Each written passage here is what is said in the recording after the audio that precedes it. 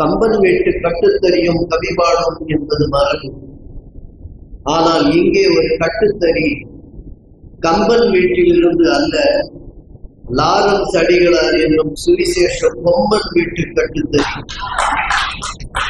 எனது அருமை சகோதரரும் அருமை நண்பருமாகிய ஐயா சிலுவை சித்தர் ஜோசப் மோகன்குமார் அவர்களை அன்போடு அழைக்கிறேன். அவங்க பாட்டு பாடியெல்லாம் இப்போ எனக்கு அனுப்பும்போது இவருடைய சரீரத்தை காட்டிலும் சாரீரம் மிகவும் அழகாக இருக்கிறது என்பதை நான் அறிந்து கொண்டேன். ஆகையால் அவரை நான் பேச அழைக்கிறேன். ஆகச்சிறந்த அறிவியல் ஆசான்கள் இங்கே உரை நிறுத்த காத்திருக்கின்ற காரணத்தினால் மிகச் சுருக்கமாக என்னுடைய வாழ்த்துறையை நான் வழங்க விரும்புகிறேன். கிறிஸ்தவ இலக்கிய நூல்களுக்கெல்லாம் அரங்கங்கள் தங்களுடைய கதவுகளை இழுத்து பூட்டி கொண்ட வேளையிலே இந்த ஆலயத்தின் கதவுகளை திறந்துவிட்ட அருள் திரு ஐயா அவர்களுக்கு என்னுடைய நன்றியை தெரிவிக்கிறேன். மேடையில் வீற்றிருக்கின்ற என்னுடைய சக பயணிகள், இலக்கிய ஆன்றோர்கள் அனைவருக்கும் வந்திருக்கிற நீங்கள் எல்லோரும் பாக்கியவான்கள் என்று நான் கருதுகிறேன்.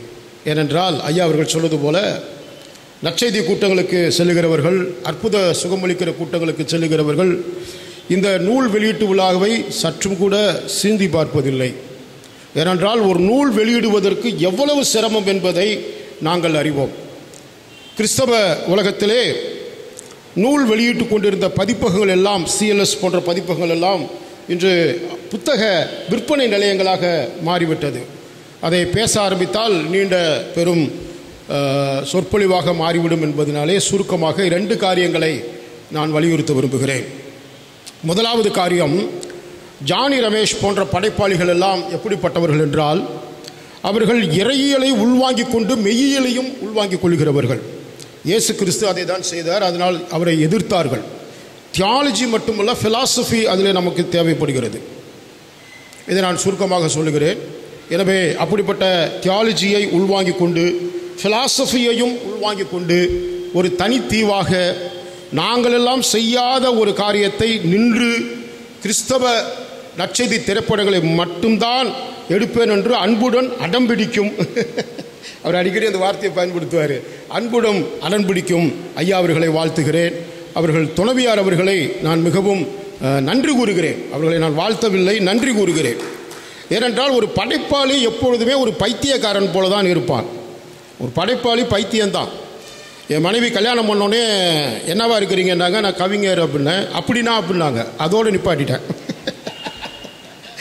ஆனால் இன்றைக்கு ஓரளவுக்கு கவிதைகளை ரசிக்கக்கூடிய ஒரு சூழ்நிலைக்கு வந்து விட்டார்கள். எனவே ஒரு துணைவியார் ரொம்ப முக்கியம். உங்களுக்கு பேக் போனாக இருந்து உங்களுடைய அந்த இலக்கிய பயணத்தை உற்சாகப்படுத்துகிற அம்மா அவர்களுக்கு என்னுடைய நன்றியை தெரிவிக்கிறேன்.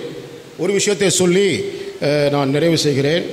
இந்த நூல் அச்சாக்கங்கள் இப்போ எப்படி ஆகிவிட்டது என்றால், எல்லாருமே நம்ம இப்போ சொந்த காசு போட்டு தான் அச்சடிக்கிறக்கூடிய ஒரு சூழ்நிலை வருது.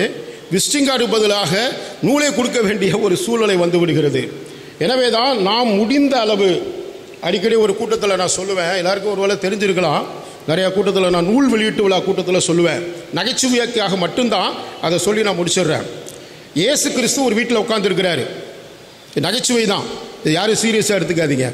ஒரு வீட்டில் உட்கார்றப்ப பயங்கர கூட்டம், ஒரு திமிர்வாதக்காரனை கொண்டு போகிறாங்க.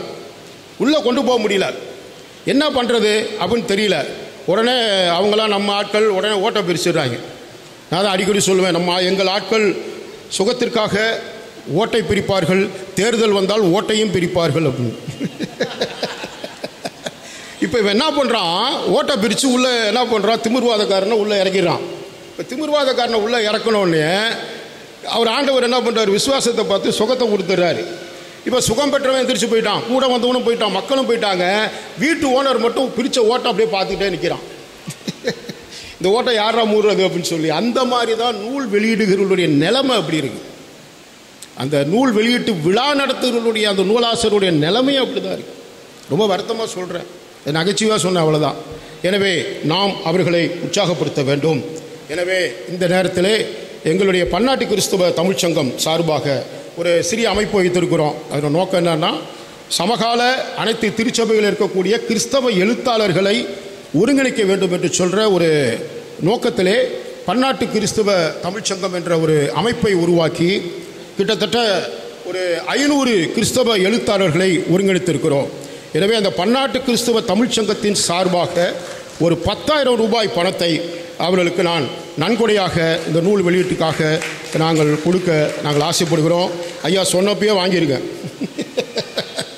எதுக்கு இதை சொல்கிறேன்னா, அவர் என்கிட்ட வாங்க மாட்டார், கண்டிப்பாக அவர் வாங்க மாட்டார். அதனால தான் நான் மேடையிலே இதை நான் சொல்லுகிறேன். எனவே நீங்கள் தயவுசெய்து அவரை இந்த நூல் வெளியீட்டு விழாவுக்கு அவருடைய நூல்களை நீங்கள் பணம் கொடுத்து தாங்கும்படியாக உரிமையோடு உங்களை நான் கேட்டுக்கொள்கிறேன்.